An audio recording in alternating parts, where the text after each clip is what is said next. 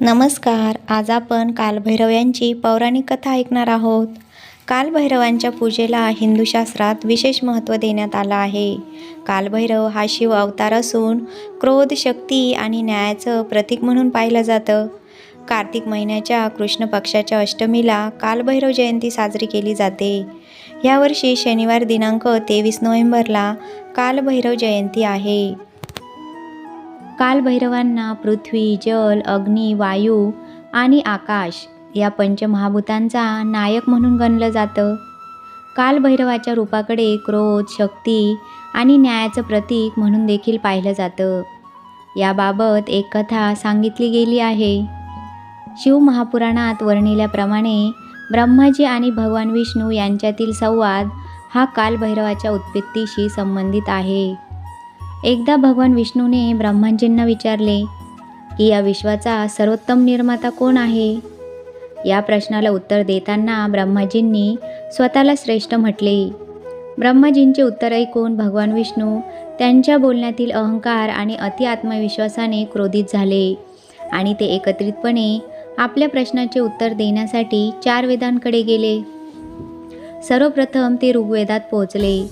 ऋग्वेदाचे त्याचे उत्तर ऐकले तेव्हा तो म्हणाला, शिव श्रेष्ठ आहे, तो सर्वशक्तिमान आहे आणि त्यांच्यात सर्व सजीव सामावलेले आहेत. हा प्रश्न यजुर्वेदाला विचारला असता त्यांनी उत्तर दिले, ज्याची आपण यज्ञाद्वारे पूजा करतो तो श्रेष्ठ आहे आणि तो महादेवाशिवाय दुसरा कोणीही असू शकत नाही. ब्रह्माजींचा अहंकार शांत झाला नाही आणि त्यांच्या उत्तरावर ते जोरजोरात हसायला लागले. त्यावेळी महादेव दिव्य प्रकाशाच्या रूपात तेथे पोहोचले. शिवाला पाहून ब्रह्माचे 5वे मस्तक रागाच्या आगीत जळू लागले. त्याचवेळी भगवान शंकराने आपला अवतार निर्माण करून त्याला काल असे नाव दिले आणि सांगितले की तो कालाचा म्हणजेच मृत्यूचा राजा आहे. काळाचा किंवा मृत्यूचा राजा दुसरा कोणी नसून शिवाचा अवतार भैरव होता. भैरवाने ब्रह्माचे जळणारे डोके धडापासून वेगळे केले. यावर भगवान शंकराने भैरवाला सर्व तीर्थक्षेत्रांना भेट देण्यास सांगितले, जेणेकरून तो ब्रह्माचा वध करण्याच्या पापापासून मुक्त होऊ शकेल. भैरवाच्या हातातून ब्रह्माचे डोके पडले.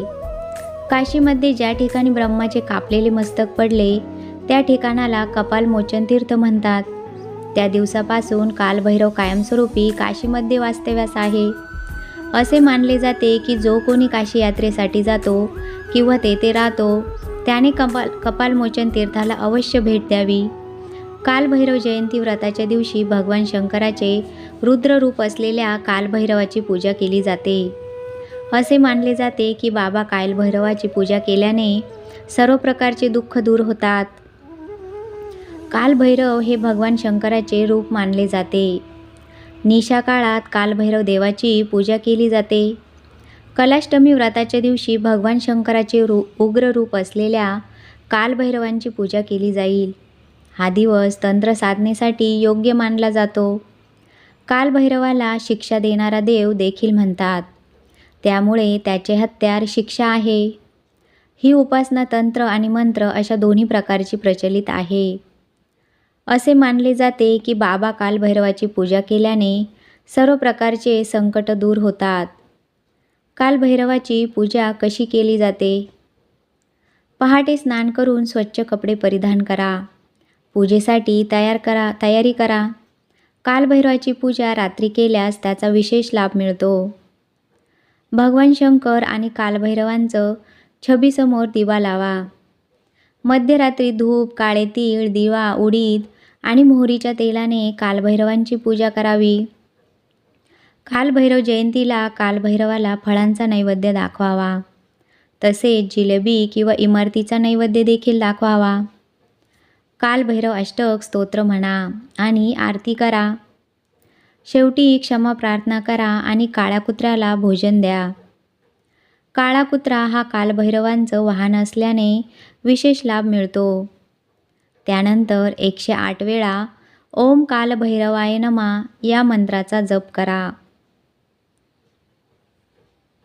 कथा आवडली असल्यास लाईक करा, शेअर करा आणि चॅनलला सबस्क्राईब करा. धन्यवाद.